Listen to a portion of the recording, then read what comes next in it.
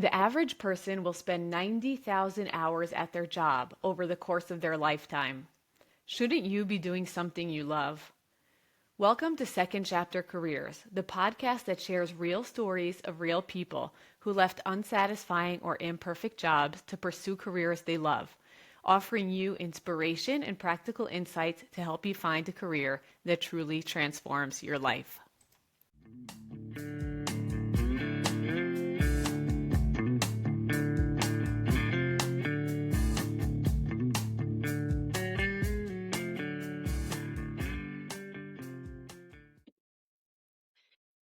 Hi, everyone. Today I'm excited to have Tara Horn on this episode of Second Chapter Careers. And Tara is going to share her interesting journey of how she started as an occupational therapist and today runs her own business that is not at all related to occupational therapy. Tara, why don't we jump right in and you can tell us how you got started? Sure. First of all, thank you so much for having me. I'm really excited to be here and to share my story. So, I actually was not sure what I wanted to do with my life when I was in college.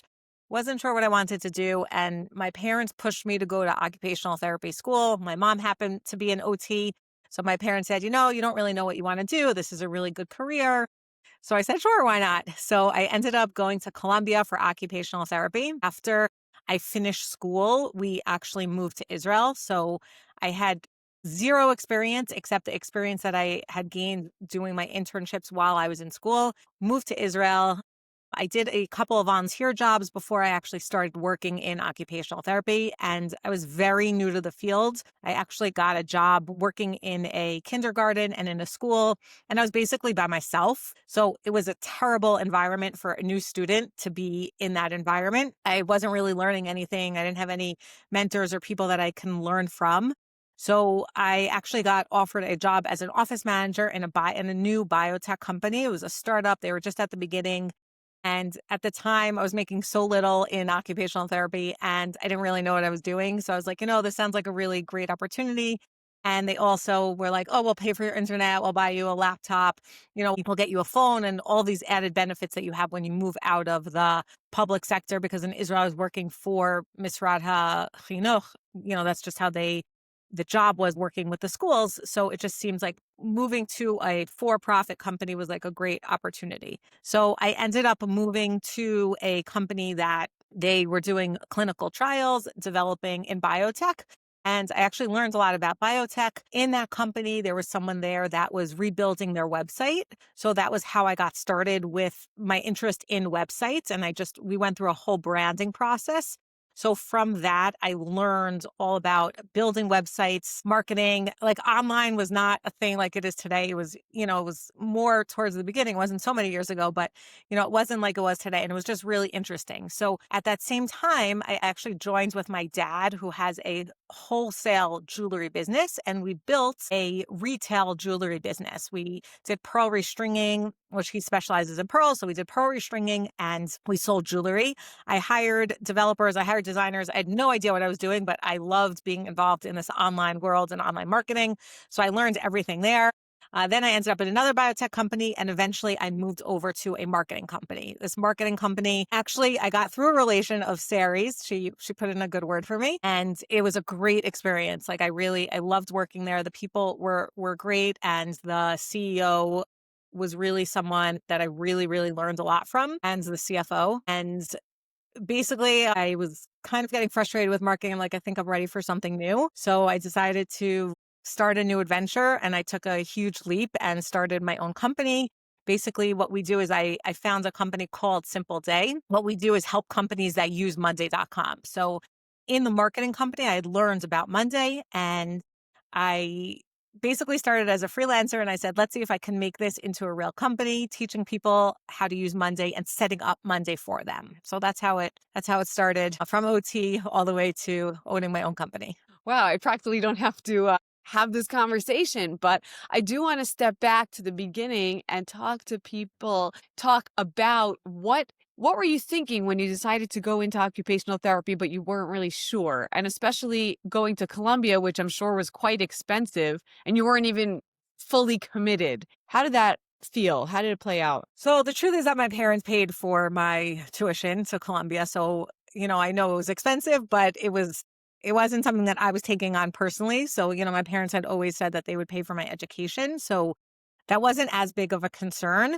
I really was very indecisive. And, when I thought about it, I was newly married and, I wanted to have kids and I wanted a job that had the flexibility. So it just seemed like it made sense. Did not do a lot of research into a lot of jobs. I didn't know a lot of different jobs out there. I also kind of thought like maybe one day I would end up working with my dad, which did end up happening, but in a different way because I ended up moving to Israel. But it was kind of easy because someone else made the decision for me, honestly. Like my parents were like, just go, just go. And I'm like, okay, why not? But it seemed like a good balance and I would have like a good work-life balance after. And I liked working with kids and I like taking science classes. So, and I had to do some psychology classes. So it kind of just like made sense. So I said, let's go for it. Did you enjoy the schooling at least? Yeah, I loved it. It was great. I really, really enjoyed it. Actually, I did love working with kids, but I actually also worked with older adults. I actually got an award at the end when I graduated for a project I did on emergency preparedness with seniors. I loved it. I really enjoyed it. I had like a good group of friends. It was really interesting. I enjoyed the science part, like learning all about like how your body works and how everything works together, I think was just really cool. There definitely were challenges being in Colombia, but it was great for me. Like it was really, really a good experience. And did you enjoy working in the field or just the salary wasn't good, so you were happy to get rid? No, so you're saying after, like, once I decided not to work there, I really enjoyed. Okay. Yeah. Tell us about that. Yeah. Okay. So I missed this in the original story, but this was also a big piece. So my last internship was in a place called Kessler. Kessler is a rehab hospital. I actually really enjoyed working there because there were so many OTs and PTs and it was all on one floor. And I got to work with stroke patients, like on the neuro side, which I thought was really interesting. And then some like hip replacements, knee replacements, and this huge gym. It was a really fun environment. And actually, after I moved to Israel, they let me work there in the summers. So like for 3 or 4 summers after I moved to Israel, I actually would go in and fill in. And it was like tons of money. Coming from Israel, it was like tons of money just for a couple of weeks in the summer. I got to live by my parents, which was great. And they really needed me because they needed me to fill in because everyone wanted to take vacation. So I was constantly like jumping from patient to patient and just seeing different things and learning. So I did really enjoy that. And that I did not have in Israel. Like, in Israel, I was by myself in a school. Here I was with older adults. It was a really great experience. And I really learned a lot from the people there So why'd you stop doing that? because it was hard because I wasn't really working as an OT anymore by that point, and you had to keep up your licenses, and I wasn't sure, if I would keep up my licenses. Also, my kids were getting older, so it was harder to work, like an 8 to 5 job every single day. Right. Makes sense. Okay. So you changed to become an office admin. For people who are thinking about office administration, maybe just give a short sentence of what did that entail, at least for you? Right. So I was actually the third person in the company. So that was like everything that everyone didn't want to do. It started with like very technical, like, they need a new phone plan. So dealing with that, making a filing system for them. But eventually I learned a lot more. So I got very involved in the, I would say like the technical side of like business development. So I was constantly making like PowerPoint presentations because the CEO was always meeting with different potential investors at different companies. So I was constantly working on the PR side and the business development in terms of like presentations and our websites. And I was in charge of sending out email newsletters that I would help write. So it actually very quickly wasn't only office administration. I kind of was like, took everything on. Eventually, we actually hired an office administrator. One of the best things that she did is that we actually had communal lunch every week. So she would go shopping, but we had a communal lunch, which was just a really nice environment. She did more things like organize the files, keep the company on an operations level, like just stay on top of things like filing all the expenses. And, we had to send out non-disclosure. So sending those out and being on top of that, just kind of like general keeping things in order. So that way things run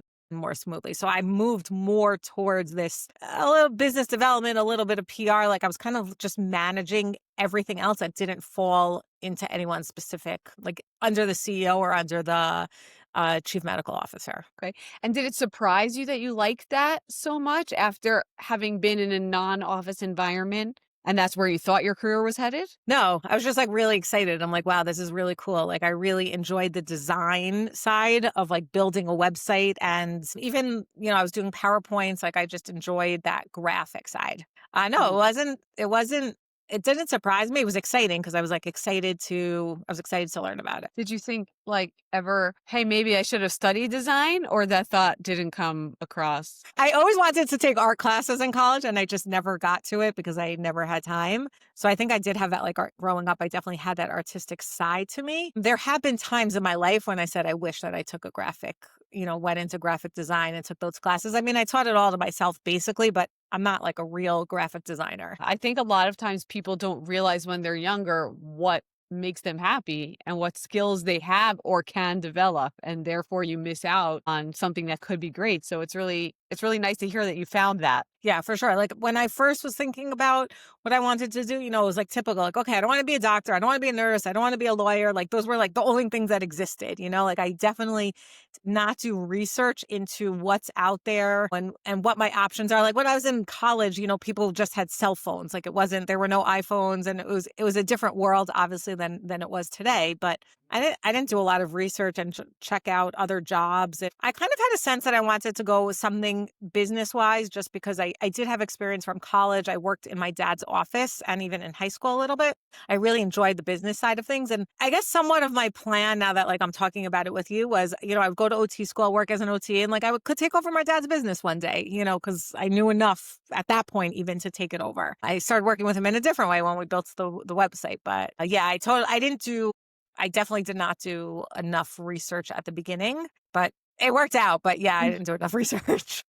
Okay. Do you want to talk about starting your first website and how did you get started having no experience? Sure. So what I did was I just did some research online, and at the time there was no AI, so you couldn't just ask ChatGPT what to do. I basically hired a designer and she designed it for me. Knew about like the whole branding process. So I hired a designer. And I ended up also finding a developer. And at that time, I didn't even know what type of tools. Do you build it on WordPress or do you build it on Wix was like just starting even then. So I just taught myself everything I knew. Like I just taught myself, and I did research and I listened to what people had to say and I figured out how to manage different people. We made a lot of mistakes along the way building this website, but eventually we figured it out. And that kind of just that process was something that I really enjoyed. Like working with a developer, working with a designer, see a design come to life. Okay. And how did that roll into your starting your own business? Or maybe if you want to talk about your job in marketing also and how that played a role. Sure. So once I realized that I really enjoy managing like developers and designers and realized like those were really like project management skills. So I realized that I can do that. And because I wanted to sell things on our website, I started learning about marketing. So, we had a blog and I actually hired someone to write the blog because I hate writing. And I was just really interested in how do I get my website to sell to more people. And I learned all about SEO and I learned about all of these marketing opportunities on the internet. And it kind of just like seems like the next natural step to go work for a marketing company because I wanted to increase my skills. Like I was just really interested in marketing and online marketing and understanding what's behind it. So that's where I applied for the next job in a marketing company. And I worked there for I think 5 years. And I really gained a lot of skills there that I needed to start my company. Like a lot of people, when they're starting a company, they have absolutely no idea where to start. And when I started Simple Day, I was like, oh, of course, you just build a website. You have to make a logo. You have to sign up for an email account. Like all the steps that you need to build the beginning of your business, I knew. Like it was just I did it so many times in the marketing company. I worked with so many different companies that I saw their process. I learned how different companies functioned. And I knew, like, just from my experience, I knew like how to get started. So having the marketing experience was really, really critical for starting our company. Okay. So what was your aha moment of, wow, I have this great idea for a company. I'm going to go all in. So I didn't start out going all in. I started as a freelancer basically the marketing company where I was working at, things were slowing down. So they were okay with me going part-time. So I was working part-time there, and I actually started on Upwork. I created a profile for myself on Upwork, and I started getting clients, like teaching them how to use Monday and setting up Monday for them. So I started off part-time. And then at a certain point, I was just like, I really would rather be doing this than working for the marketing company. I really enjoyed it. So I don't think it was like a one aha moment, but I'm like, look, I'm making money. I could really make this work. And I just decided to leave the marketing company. It was a couple of months. Like, it did take a couple of months till I felt comfortable and I realized, okay, I'm making a salary from this new thing. Like, I kind of was able to, like dip my toes in first before actually jumping in. But then I realized, like, I'm able to make a salary. I'm able to support myself. And I came in at a very good time. There weren't a lot of freelancers on Upwork. So it was more of a niche, like I was more of a niche product there. So it was easier. I think that helped pave the way for me getting started because it was just very unique. The first month I started, I applied for 100 jobs on Upwork. And Wow. luckily, one Israeli guy took it on me, and I'm still in contact with him now, actually. So he took a bet on me, and from there it started. And then in Upwork, once you get one person to be your client, then you start getting reviews, and then more people find you, and it just kind of cycles from there. Okay, great. You said so many things. I love doing this. I love the biology. I love the biomechanics. I love the marketing. I love the design. What were some of the things you encountered along the way that you did not love? So I definitely didn't like writing. I could tell you that. I'm like writing blog posts and stuff like that. What else did I not love? I really actually did not like selling. Like, when I worked at the marketing company, at a certain point, I needed to go out and get new customers, and I didn't enjoy it. I had a really hard time with it, which is kind of funny because now that's all I do. But at the beginning, I didn't know how to do it. I wasn't good at it. It could be I wasn't passionate enough, or I didn't feel that we had like enough of a unique message, but that was really something I did not like, which I've learned to like, but it's something that I really did not like. How did you develop those skills and grow to like it? So first, I think that I was successful at it. So because I was successful, that encouraged me more. Like, right away, I would talk to someone, and I think people would just see my enthusiasm for Monday, and they would be like, "Oh wow, you're so excited about it. Obviously, it's clear that you know what you're talking about. Like, okay, we want to work with you." So because I was successful at it, so then I was like, "Oh, I have this skill. I can keep on developing this skill." Everything I learned was from watching YouTube videos, listening to podcasts of people that do it better than me, reading, newsletters and just different things, and just seeing what other people are doing, thinking about what I was doing, what was working, what was not. But almost everything that I learned since I went to OT school has either been because I've been working with someone that I was able to follow them and, learn from them. Like in the marketing company, I learned a ton from the people that I worked with, or because I it was self-taught. I took an online course, I watched a podcast or watched a YouTube video. Do you encourage other people to take the same path? Or if you could go back and do it again, you would go to school for these things? If I could go back and do it again, I probably would have started this Monday company probably a year earlier. I think I was too scared to do it. I think that one of the reasons that we were successful, besides the fact that I think we're good, is we were successful because we came in at a really good time. But I think I could have come in a year earlier. I was just too scared to do it. I think it's really scary to drop what you know is working and starting over. So I think if you do have the ability to start small, see if it works, see if you can get clients, then I think that's a great way to go, for sure. First, I want to say thank you for saying that because I think you just hit the nail on the head of what so many people listening to this podcast are thinking. Like, I'm afraid to do it. And then you wait, and then you feel like you maybe missed the boat or the timing wasn't as good as it could have been. And, the best time to start is today. So thank you for expressing that so eloquently. I also want to ask you about your YouTube channel. Just to segue totally into separate thing, you did not mention it, but obviously I know about it. For those who don't know, Tara has an amazing YouTube channel. It's called Mastering Monday. And there she really breaks down pretty much everything you need to know about Monday, both from the basics to all the new features that are coming out. Clearly, you did not have any YouTube experience when you started it. What made you start, and how did that turn into such a big hit? Right. So It's actually an interesting story. So first of all, I actually made a video for a client, like one of my new Monday clients. I made a video for them and I put it on YouTube, and by accident, because I wanted to send it to them, and by accident I made it public. And it actually did really well, that I was like, maybe there's something here. Like, it got a lot of views. It was on my personal account. I didn't know what I was doing. It was terrible, meaning like the video was terrible, the voice was terrible, it was all really bad, but it was by accident. And then from there, my 12-year-old son, or maybe he was like 11 at the time, he kind of showed me like the ropes of YouTube. And I just found that this is a channel that people wanted to see videos, because they're for Monday, like they're trying to learn something, like how to do something within Monday. So it was a great channel and I just kept on playing with it. I did not know anything about YouTube.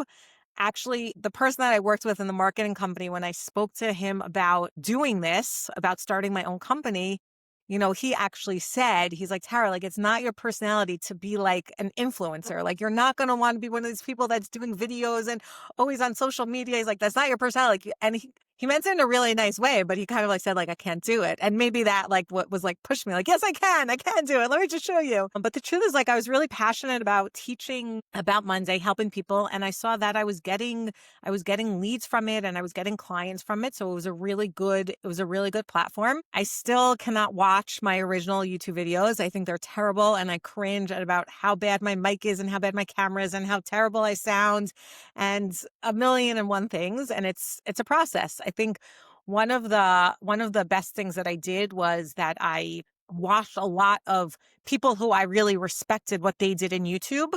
And I just learned from them. Like, I watched videos about how to be a good YouTuber. That's how I picked it up. And I think one of the smartest things that I saw on these videos was one quote by Mr. Beast, who, as we all know, is probably like the top YouTuber in the world. And he said, each time you do a video, you have to do one thing better, like get 1% better. So, okay, for the next 5 videos, you're working on your sounds. Then you work on your video. Then you work on your backgrounds and your presentation. And there's so much to work on that it's really overwhelming. But I think the best piece of advice that I got on that, which I think really applies for everything, like, you don't need to get there in your first video. Like I said, I can't watch my original videos, but if you get 1% better each time, it'll be a huge difference. Like, I'm already constantly, I can't even like watch my videos that I did like last week and I think they're much better, but I'm constantly working on improving the different parts of the video.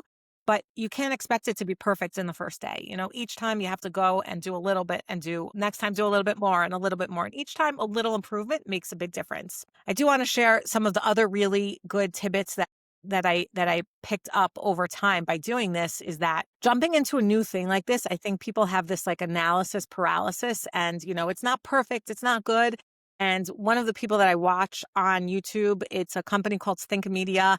I actually bought their course. And one of the things that they said is done is better than perfect. And I've seen so many people not do things because they want it to be perfect. And you know what? My YouTube channel was not perfect at all, but I'm doing it. And it sounds funny. The biggest reason that they say people don't succeed on YouTube is because they don't get past their first video. Like, they're just not recording. So sometimes I constantly have to remind myself, done is better than perfect. It's not going to be perfect, but I'd rather it be done to continue moving than to just stop and not do it. Yeah. So that's the story of YouTube. That's how I feel about my podcast. As you can see, I haven't got the background or anything yet. And my kids complain, "Oh my God, they're so embarrassed by me." But I was literally staying up at night dreaming about these conversations and how many people needed to hear them and how many people were coming and saying that they're stuck and they're scared. And I one day woke up and I said, I have to do it, even if it's not going to be perfect, because the stories still need to be told, even if my background's not perfect or even if the lighting's not great. And yeah, I'll work on it. I keep saying I'm going to work on it and a little bit better each time. I just got a new light. That was my 1% for this episode. But yeah, Awesome.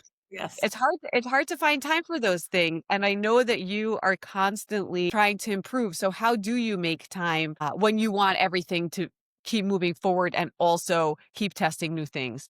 It's definitely a huge struggle to make time for everything. And I have a lot going on in my personal life and in my job. It's hard to make time. I'm very, very good at using my calendar. So like blocking out time, I think, is like a key is a key thing. One of the things that I try and do is I just make myself, I either use Monday as a project management tool or lists, but I just, like, this is what I need to accomplish today. Like, I need to feel accomplished. I need to do something. I actually heard a great idea from Amy Porterfield. She's also one of these like influencers about building your own courses. So she said that when she was starting her business, she was working a standard 9 to 5 job and she decided she was going to start her business. And she took a Post-it note and she stuck it on her bathroom vanity. And every morning she would come in and she would see the date when she's going to launch her business. And she knew, I have this number of days, I have to do something. So every day she would constantly be working on it. And it's still a struggle in terms of, what my next goals are to work there versus fixing something versus getting involved in something that is totally distracting or I don't need to. It's definitely a struggle, but I think that if you are just focused and just figure out what you need to do, it's literally just doing those operational things that you need to do. But you have to figure out what works for you in terms of what's going to keep you organized and what's going to keep you moving forward towards your goals. Have some kind of goal. You want to launch by this date. You want X number of customers by this date. Whatever your goal is, set up a time, and then you have to keep on working towards it. And you have to push and you have to work hard. It's hard work. I work really, really hard.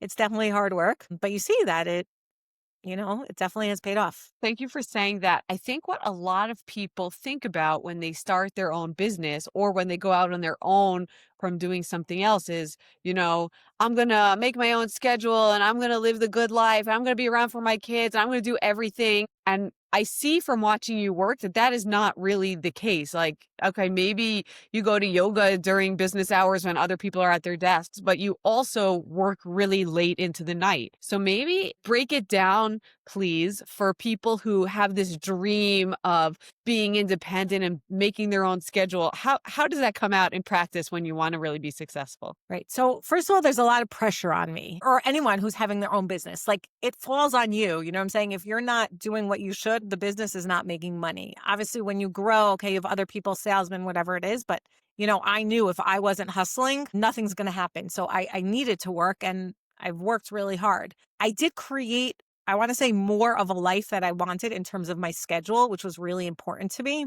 During Corona, I realized, there was something really nice about working from home, and I felt that my kids needed me more at home. So that was one of the reasons why I started this. I did want my own schedule. I did want to be able to go to yoga whenever I wanted. So I did create the schedule that I need. I do start late on Sundays. Every Thursday at 10:30, I go to a yoga class. Usually Tuesday mornings, I go to yoga class. And every day I don't work from 4 to 8 p.m. Like, that's when my kids are home, or at least I try not to work. But I made a decision because this is the schedule that I wanted. Is I work during the most days. Obviously, if I need to go out for errands or whatever, like, I could do whatever I want. And I work at nights because my clients are in the US. But it actually worked out well for me, that I have that time in the middle of the day to be with my kids, put my kids to sleep. Some people don't want that, but I do feel like I have the flexibility to do that. Also, like, one of the biggest things that I have now is flexibility. Like, for the summer, I went to America for 5 weeks and I worked in America. My husband has a job where he works really hard, but he has off. He's a teacher, so he has off at certain times during the year. So we're able to take family vacations then because my schedule is flexible. And a lot of my family has this type of flexible schedule, which I wanted. So on the one hand, you need to figure out what you want, and is something that you can do. But, we're starting your own business is not, okay, I'm going to start my own business and then I'm going to be a millionaire in 5 minutes because I developed one app and whatever it is, I'm going to start working. Like, no, you need to constantly be hustling, constantly moving, constantly, what's the next idea? How do I adapt? How do we keep on growing? How do we get to the next stage? But you get to decide what, like, your guidelines are and your parameters. That's kind of one of the things that I like about having my own business, that I could decide, like, today I really don't feel like working. You know what I'm saying? Like, I'm just not feeling it. And I have that flexibility to take that time. Or I need to go visit, my dad had surgery. I need to go visit my dad. I'm not worried about taking days off or whatever it is. Like, I do have that flexibility in my life. I've been traveling a lot more, which is something that I wanted. But there's a lot of hustle that comes with it also. Like, when you own your own business specifically, everything falls on your shoulders. Like, you're responsible to make sure payroll comes in, and you're responsible If someone does something wrong with, not good with a client, it's on your shoulders. You're ultimately responsible. So it is a balance. I think you have to figure out what things are important to you, and you can build something around that, but it's not total freedom. Well said. What is your least favorite thing about running a business? There's more than one. Okay. Lay it all out. One of my least favorite things. So I don't always love dealing with the financial side of things. And now I've hired people to deal with that, but I don't love the responsibility of that. Like, it's my responsibility in terms of like pulling the company to the next level, but the actual management of it, like I don't enjoy that. Maybe because I deal with the financials at home and I just had enough of it. Definitely don't love that.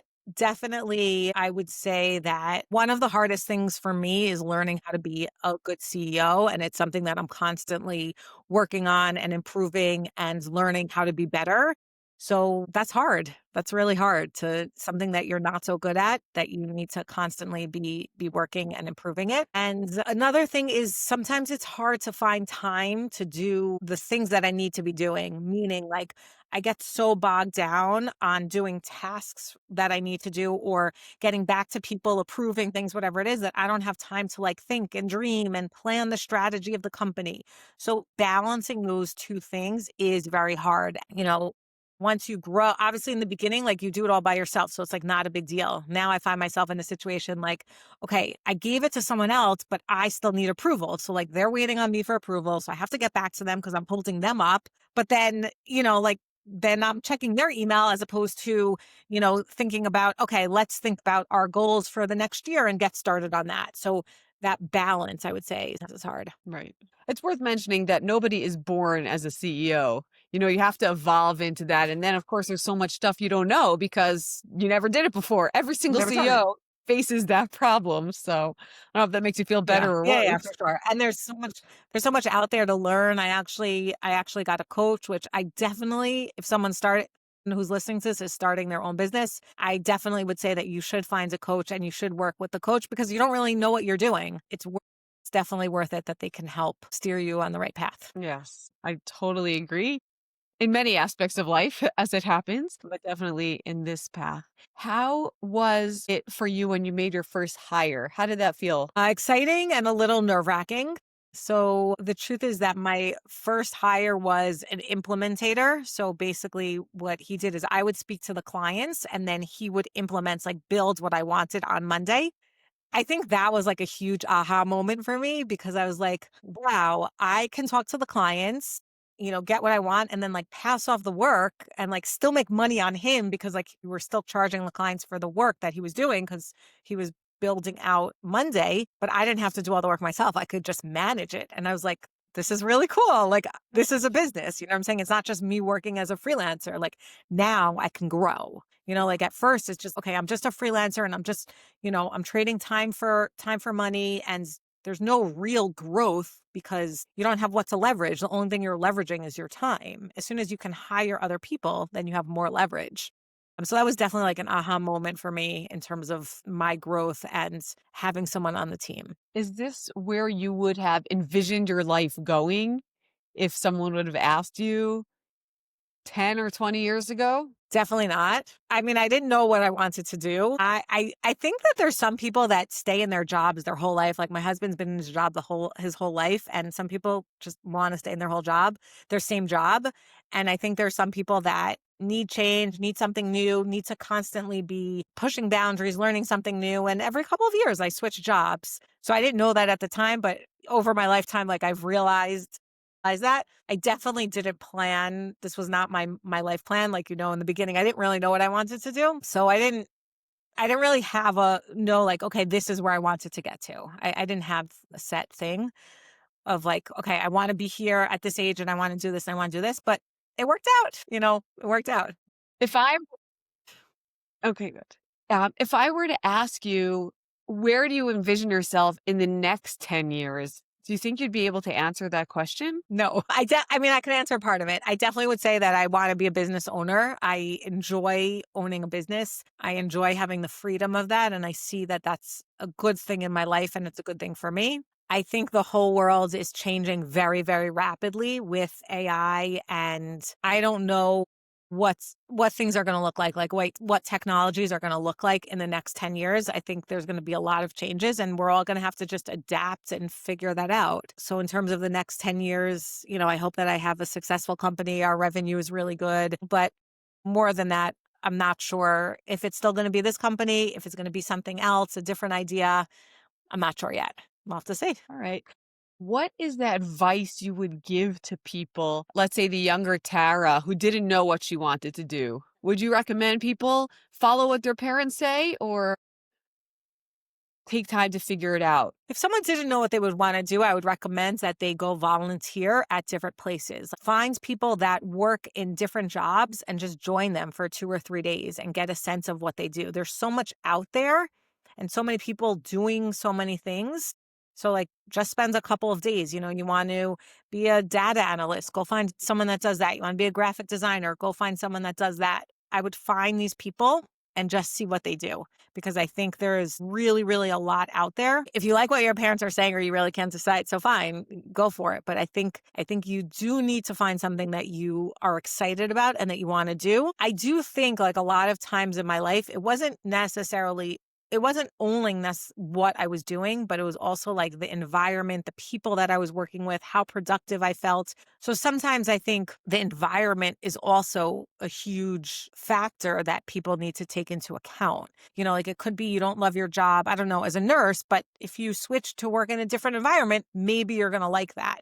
I think the environment really, really does have a very big impact. Absolutely. I work on that a lot with my clients, actually. Is it the career that you hate or is it your specific job? It's a huge question, and a lot of people don't really know the answer till they sit down to distill it. I also tell a lot of people to shadow when they're looking for a job, but sometimes people don't even know what they want to shadow because there's so many choices and so many options, and everything sounds exciting or nothing sounds exciting. And it is like it's a big commitment. It's a big commitment, but I think if you just try, like let's say you're into art, you know what I'm saying? So like start looking for jobs that have something of a creative side to it. So, you could just Google it. Okay, I want to, let's start with graphic design. Okay, you use your network. Everyone's on LinkedIn, everyone's on whatever social network you're on, and find someone that you can connect with and say like, let me shadow, and then talk to them and they may give you more ideas. Oh, what about an agency? What about a branding company? Whatever. There's so many different things, but I think you need to spend the time to talk to people and understand what there is out there. And it's hard because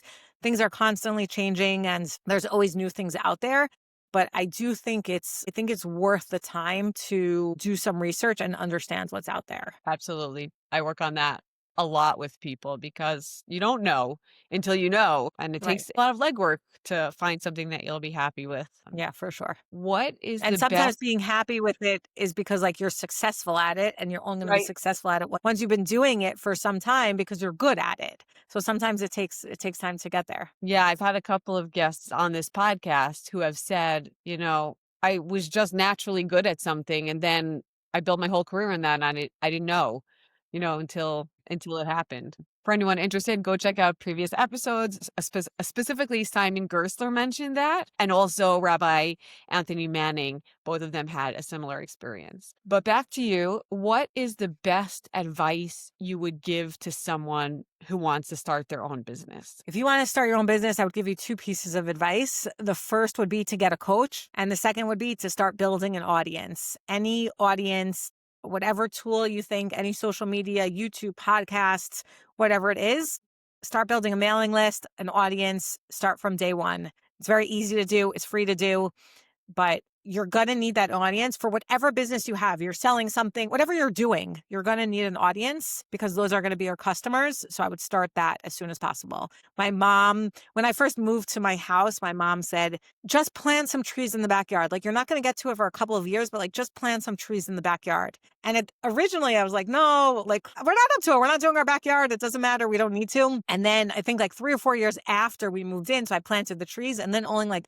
5 or 6 years later did we actually actually redo the backyard. And all of a sudden I had these like beautiful trees that I had planted so many years ago that I even forgot about. But I think just like setting the roots down of creating an audience when you first get started is really important, especially in today's market where you see there's so many tools out there and so many different companies that are out there. Like what's going to make you unique is the audience that you have, because that's how you're going to sell whatever you're trying to sell or whatever product, service, whatever you're doing. Every single company needs some kind of audience for something. So I would definitely start with those two things. Okay.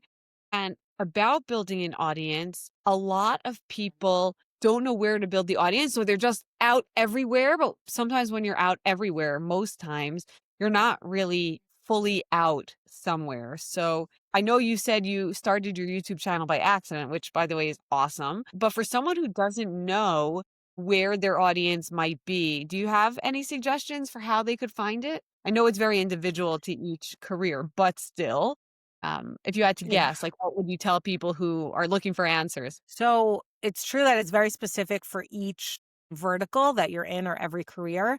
I would just figure out who your competition is. Like find your competition and where's their audience. You know, if you see your competition is on TikTok, then you should be on TikTok. If you see it's on LinkedIn, then you should be on LinkedIn. Eventually you can expand to other places. But when you're first getting started, I would not try and be in a million different channels. I would start with one. Eventually, you'll get to the point that you can repurpose content and you could post it in different places. You could build a system to do that. But I would just start with one. I would see I would look for two things, either where your competition is, or I would look for where is there a gap? Because sometimes when there's a gap, that means that there's a place for someone to come in. Like when we first got started, doing these videos about Monday.com, and we did some research into YouTube. The way the current marketing person described it to us was like YouTube was like an open sea. Like there was no one there. So it was available. So we're like, then it became a land grab. Let's just grab as much lands as we can. Let's just do as many videos and as much as we can. So sometimes that doesn't work because there's a reason why a certain audience is not in that vertical, but sometimes it works really well. Like in our specific case, Monday for sure said you have to be on LinkedIn. Everyone has to be on LinkedIn. That's where professionals are. That's, go to LinkedIn, go to LinkedIn. I did a little bit of LinkedIn, didn't get much, and something we're still like figuring, cracking the code, but no one was doing this on YouTube. And that's where we really built our audience on YouTube, which is what got us to where we are. Like, I speak to a lot of people that work for Monday and they all say to me, "Oh, I know you. Like I was Googling something for my customer and your YouTube videos come up." Like that's crazy that people on Monday are finding me and using my information. And it just shows that like they weren't looking for this information in LinkedIn. Yes, LinkedIn may be a place to get customers because you have like more business people, but there wasn't a lot out there on YouTube. So, and I came in at a good time, but we got really lucky and it was open. So we kind of followed that channel and it's been great. Yeah. It's so interesting because my first thought when you said is check where your competition is and go there. I would have said the opposite. Check where the gaps are because they're already there and it's so much harder to start that to build a fire when there's one right next to you. But I guess it could go either way I think depending it could on go either way. It depends how crowded the market is. And it could be there's a reason why they're not on these other tools, or it could be that there's a gap. I think it could go either way. yeah. And there's only one way to find out is to test it and to not be afraid. Exactly. Yeah, Okay, exactly. so as a final question, what is the best piece of advice that you could give to anyone who has a dream but is afraid to pursue it in terms of starting a business? I would just say you have to go for it. Like, just do it. I'm not saying that you have to quit your job and stop everything that you're doing, but if you don't do it now, you're never going to do it. So I would say, like, do something towards your dream. It doesn't have to be quit your job and jump fully in, but do something towards getting there. Set a date when you're going to launch something, whatever, building an email list, start planning, start doing strategy, whatever it is. I think you need to start somewhere. I think it's like the same thing with the YouTube videos. Why aren't YouTube channels successful? Because people are just not recording. Like, it's so simple. You know what I'm saying? Like, just do it. So I would think that, if you don't do it now, you're going to live your whole life being like, why didn't I do this? I ran into a friend recently she's a very old friend. I knew her since third grade. And I had a conversation like, "What are you doing in life?" And we're talking about it. And as she's like telling me what she's doing, I'm like, this is the same conversation we had 20 years ago, and 15 years ago, and 10 years ago, and 5 years ago. And she's always talking about how she doesn't love her job, but she doesn't know what to do. She wants to make more money. She has these ideas, and like, she still hasn't done it. Like, you do, yes, it's a leap of faith. But one coach that I once worked with said, he's like, you need to trust in yourself. Like, you need to have enough confidence in yourself. Like, you're going to make this work. You don't know exactly how, you don't know all the details yet, but you're good enough to make this work. You do need to be relatively confident in yourself. And there's so much you don't know, but you need to start it, because if you don't start it, you're never going to get to the next step.